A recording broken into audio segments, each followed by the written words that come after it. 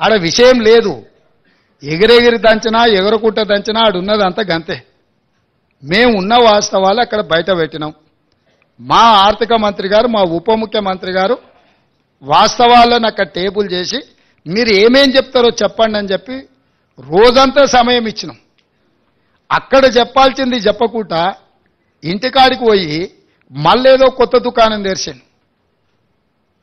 వాళ్ళ దగ్గర ఉన్న ఆస్తి ప్రజల యొక్క రక్త మాంసాలను పీల్చి పిప్పి చేసి సంపాదించుకున్న సంపద ఈరోజు వాళ్ళు తింటున్నారంటే అది రక్తపు కూడు, అది శ్వేతపత్రం కాదు.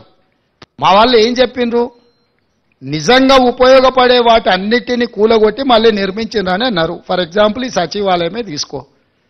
గతంలో ఉమ్మడి రాష్ట్రానికి ఉపయోగపడ్డ సచివాలయం 2012లో ఎల్ఎన్టీ కంపెనీ కట్టిన భవనాలు అన్నీ ఉండే, 12 లక్షల స్క్వేర్ ఫీట్ ఉండే ఆ రోజు.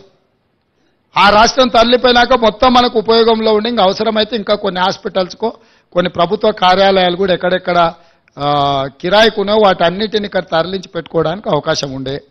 ఒకవేళ ఇది మీకు అచ్చిరాలే, దీన్ని ఏ ప్రభుత్వ ఆసుపత్రిగానో మార్చి కొత్త ఖాళీ జగాలో ఈ సచివాలయాన్ని కట్టినుంటే ఇది ఉపయోగపడుతుండే, అది ఉపయోగపడుతుండే. ఇక్కడ అన్ని రకాల వసతులతో ఉన్న భవనాలను కూలగొట్టి కొత్తటి కట్టి ఆస్తి సృష్టించినమంటారు.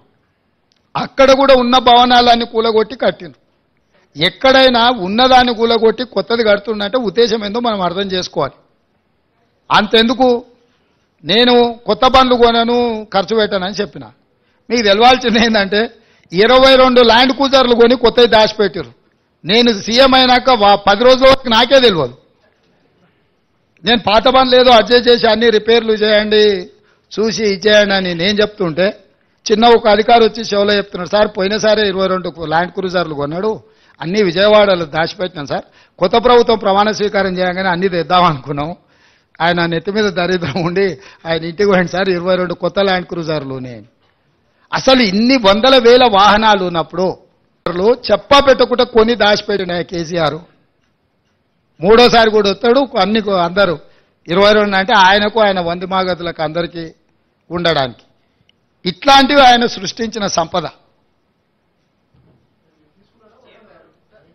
అవి ప్రభుత్వ ఆస్తి తీసుకోకుండా వెళ్ళిపోతాయి. కావాలంటే మీరు కూడా తిరగండి, ఇస్తాం అట్లా రౌండ్ కొట్టరండి.